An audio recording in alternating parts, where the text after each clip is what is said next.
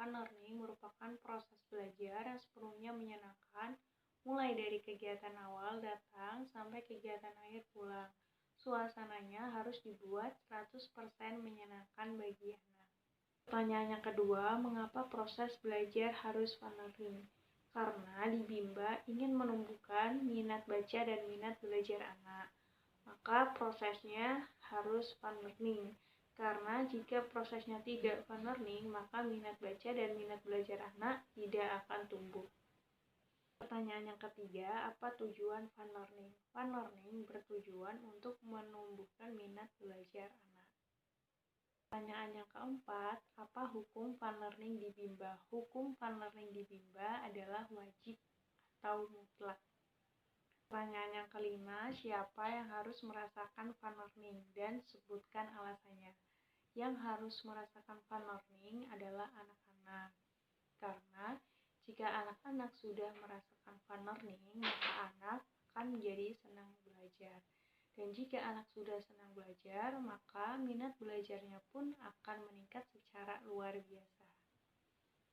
Tentunya dengan selalu menerapkan konsep bermain sambil belajar agar hak anak terpenuhi. Nah, di sini hak anak adalah hak untuk bermain karena dunia anak adalah dunia bermain dan hak untuk mendapatkan pendidikan. Jadi di sini belajar adalah hak anak, bukan kewajiban anak.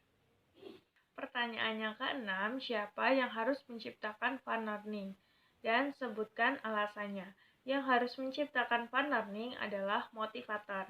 Karena di Bimba, motivator wajib bertanggung jawab membuat suasana di kelas sepenuhnya menyenangkan bagi anak.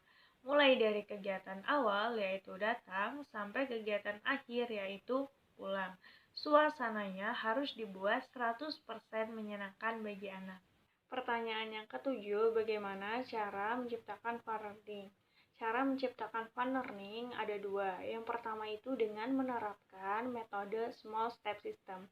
Nah, di sini metode small step system adalah proses belajar yang dilakukan secara bertahap disesuaikan dengan kemauan dan kemampuan anak. Sedangkan individual system adalah proses pembimbingan minat belajar yang berpusat pada anak. Artinya di sini anak dijadikan sebagai subjek belajar dan motivator sebagai fasilitator. Sehingga jika kedua metode ini diterapkan, maka akan tercapainya fun learning. Jadi kalau misalkan kita ingin fun learning tercapai, maka harus diterapkannya metode small step system dan metode individual system. Jadi antara small step system dan individual system itu syarat mutlak tercapainya fun learning. Pertanyaan yang ke-8, bagaimana cara mengevaluasi anak apakah fun learning atau tidak? Dengan selalu memberikan evaluasi afeksi anak. Nah, caranya yaitu bisa dengan memberikan reward dan apresiasi. Jadi bisa kita lihat melalui ekspresi anak. Jika ekspresi anak senang, tersenyum, bahagia, lalu semangat, berarti kita sudah bisa menciptakan fun learning. Tapi kalau anak terlihat murung, sedih, tidak menikmati kegiatan bermain sambil belajar, berarti fun learning belum tercapai. Pertanyaan yang ke-9, apa dampak yang akan terjadi bila proses belajar menyenangkan? Dampak yang akan terjadi bila proses belajar itu sepenuhnya menyenangkan, maka anak itu akan menjadi senang belajar dan minat belajarnya pun akan meningkat secara luar biasa. Jadi tidak perlu kita suruh, anak itu sudah mau belajar tanpa ada paksaan dari siapapun. Jadi sudah ada dorongan yang kuat dari dalam diri sendiri untuk belajar karena rasa keingintahuannya yang sudah tinggi. Pertanyaan yang ke-10, apa dampak yang akan terjadi bila proses belajar tidak menyenangkan? Nah, jika proses belajar tidak menyenangkan, maka minat belajar anak tidak akan tumbuh dan anak pun akan menjadi benci belajar. Pertanyaan yang pertama, apa pengertian small step system?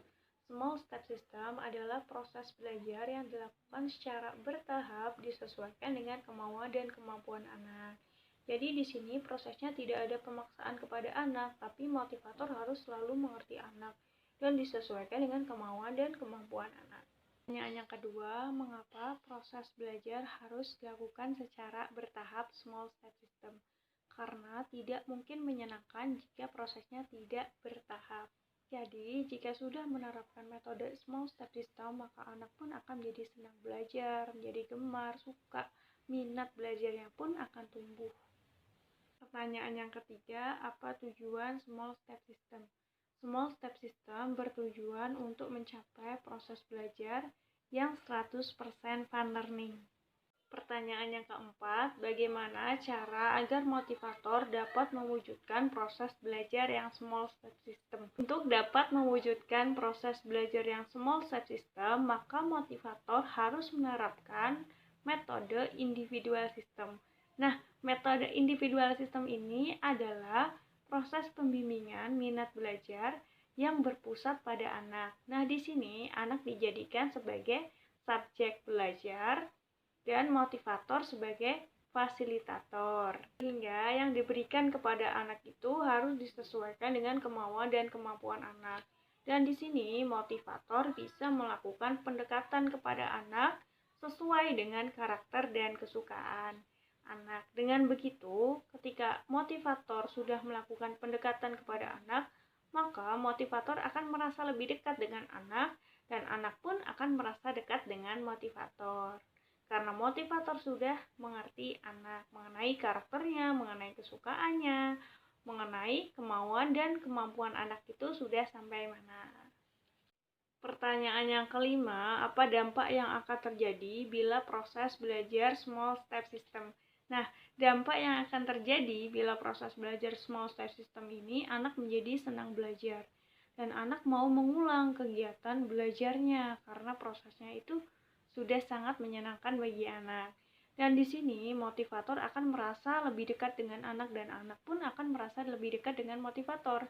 Karena sebelumnya motivator sudah melakukan pendekatan kepada anak sesuai dengan kesukaan anak dan sesuai dengan karakter anak. Pertanyaan yang keenam, apa dampak yang akan terjadi bila proses belajar tidak small step system?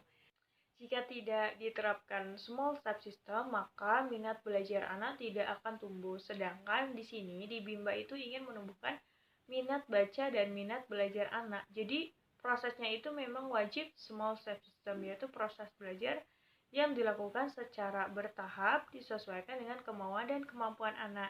Nah, jika prosesnya tidak small step system, maka minat baca dan minat belajar anak tidak akan tumbuh dan anak pun akan menjadi benci belajar.